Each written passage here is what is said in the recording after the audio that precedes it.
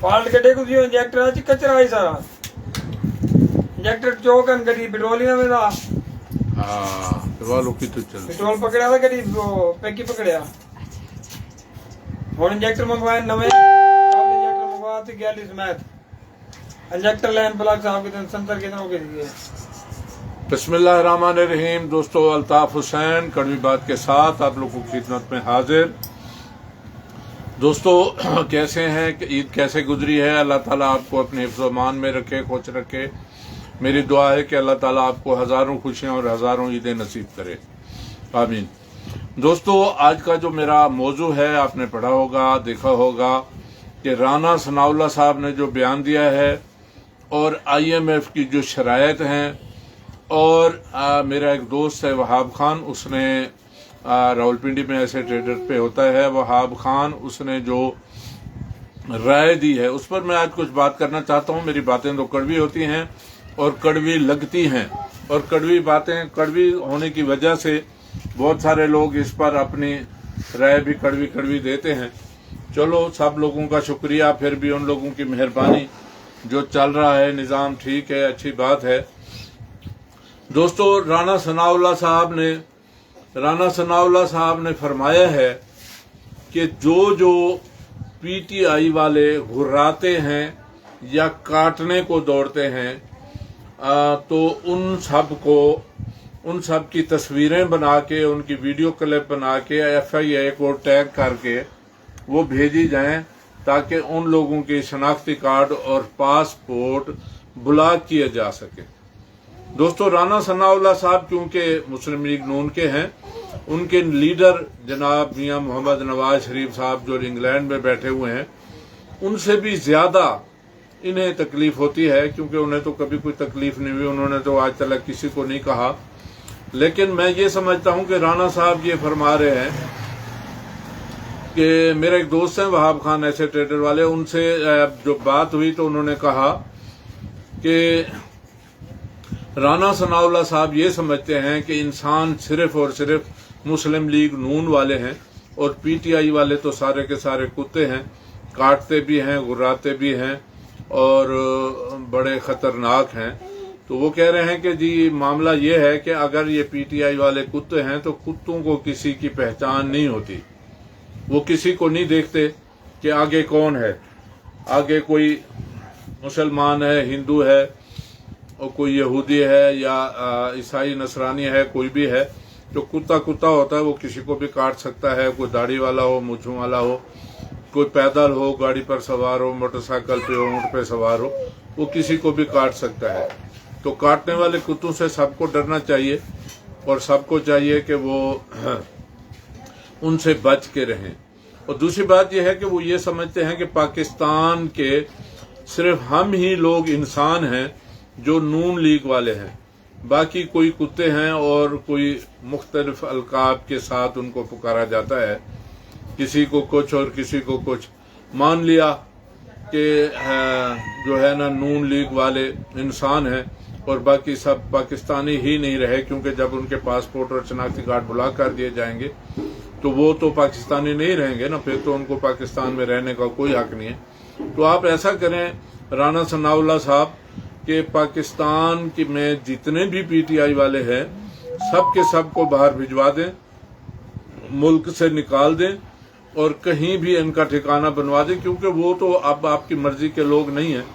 वो घुराते भी हैं और काटते भी हैं। तो ऐसे लोगों को पाकिस्तान में रहने का कोई हक नहीं है। सिर्फ वो रह सकता है कि जो नून लीग की हामी भरे और जो ये कहे कि नवाज शरीफ जिंदाबाद, शहबाज शरीफ जिंदाबाद, इसके अलावा बाकी जितने लोग हैं उन सबको मुल्क से बाहर निकाल देना चाहिए। कुछ टाइम पहले राना साहब ने ये फरमाया है कि हमने कड़ी शराइत मान ली IMF की, और IMF में वो मामलात भी हमने तय कर लिए जो हम नहीं चाहते थे, जिन पर हम इतराज करते थे, फिर भी IMF नहीं मान रही, कर्जा नहीं दे रही। यार, मुझे नहीं पता हुकूमती मामलात क्या होते हैं, कैसे होते हैं। मैं एक मामूली सा गरीब सा आदमी हूँ, झोपड़ी में रहने वाला, और मेरे पास तो अपने एक टाइम का खाना होता है, एक टाइम का नहीं होता। مجھے نہیں پتا حکومتی معاملات کیا ہوتے ہیں، لیکن میں ایک چھوٹی سی بات کرنا چاہتا ہوں کہ کچھ عرصہ پہلے مجھے ضرورت پڑی کسی کام کے لیے، تو میں ایک دوست کے پاس گیا، اسے میں نے جا کر کہا کہ یار مجھے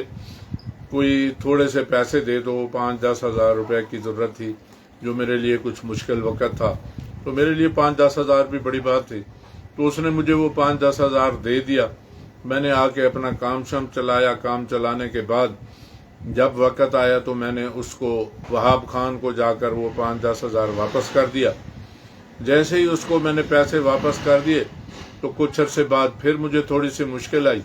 میں نے پھر جا کر اس سے کہا کہ یار میری ہیلپ کرو، مجھے امداد دو، 10 ہزار روپے مجھے اور دے دو تاکہ میں اپنا نظام چلا سکوں، اور تمہیں پہلے بھی واپس کر دیے تھے، اب بھی واپس کر دوں گا۔ تو اس نے دوسری دفعہ بھی بس چاہتے نہ چاہتے ہوئے مجھے پیسے دے دیے، اور میں نے کوشش کی کہ یہ پیسے اس کو وقت کے ساتھ جیسے جیسے میرے معاملات ٹھیک ہوں میں ان کو واپس سے جلدی کر دوں۔ میں نے جا کر وہ پیسے انہیں واپس بھی کر دیے۔ ایک دفعہ پھر مجھے کوئی معاملہ پڑ گیا، جہاں کہیں مجھے مشکل پڑ گئی، کوئی مسئلہ ہو گیا، تو میں بھاگتا ہوا اسی کے پاس گیا، میں نے کہا یار مجھے 10 ہزار روپے دے دو، میرا نظام پھنس گیا ہے، میرا نظام چل جائے تو میں آپ کو انشاءاللہ بہت جلد واپس کر دوں گا۔ تو اس نے کھلے لفظوں میں کہا کہ یار تم نے تو عادت بنا لی ہے، روز دن آ جاتے ہو مانگنے کے لیے،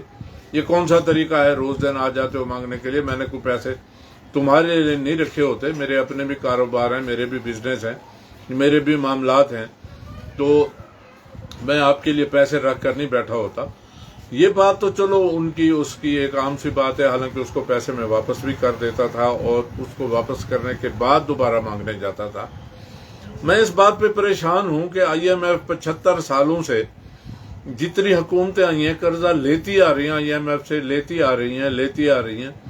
یہ نہیں پتا کہ واپس کون کرے گا، اور IMF نے کبھی اس لیے تو پیسہ دیا ہی نہیں ہے کہ عوام کو اپنے سہولت دینی ہے، لوگ اپنے پیروں پہ کھڑے ہو جائیں، اپنی کما کے کھائیں تاکہ ان کے معاملات حل ہوں، وہ آسانی سے جی سکیں، بلکہ IMF تو اس لیے قرضہ دیتی ہے کہ آپ نئے ٹیکس لگاؤ، بجلی کے بل بڑھاؤ، پیٹرول کی قیمتیں بڑھاؤ، اور اتنے اخراجات بڑھاؤ تاکہ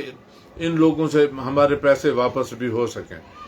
تو جو عوام دشمن IMF ہے، اس سے قرضہ لینے کا کیا مطلب ہے؟ کس لیے قرضہ لیا جاتا ہے جب وہ عوام کے لیے دیتے ہی نہیں ہیں، جب وہ عوام کو سہولت ہی کوئی نہیں دی جاتی؟ تو اس کا مطلب ہے کہ حکومت اپنی عیاشیوں کے لیے پیسہ لیتی ہے، اور ٹیکس کی صورت میں عوام کے اوپر بوجھ ڈال کر ان سے پیسے لے کر وہ بھی خود کھا جاتی ہے، IMF کو واپس نہیں کرتے۔ کیونکہ اگر IMF کو میری طرح جیسے میں 5-10 ہزار لے کر اس کو واپس دے آتا تھا تو ایسے دیتا رہتا تو شاید IMF بھی کبھی نہ بولتی، لیکن ہر آنے والی حکومت قرضہ لیتی ہے اور یہ کہتی ہے کہ پچھلی حکومتوں نے جو غلط کاریاں کی اس کا بوجھ ہمارے اوپر پڑا ہوا ہے، اس لیے ہم قرضہ لے رہے ہیں تاکہ ہم اپنے معاملات کو حل کر سکیں۔ کون سے ہم معاملات حل ہوتے ہیں یہ ہماری سمجھ سے باہر ہے۔ ہم اس بات کو نہیں سمجھتے کہ وہ کیا طریقہ کار ہے، کیا معاملہ ہے، کس بات پہ ہم لوگ روز آئے دن آئے وقت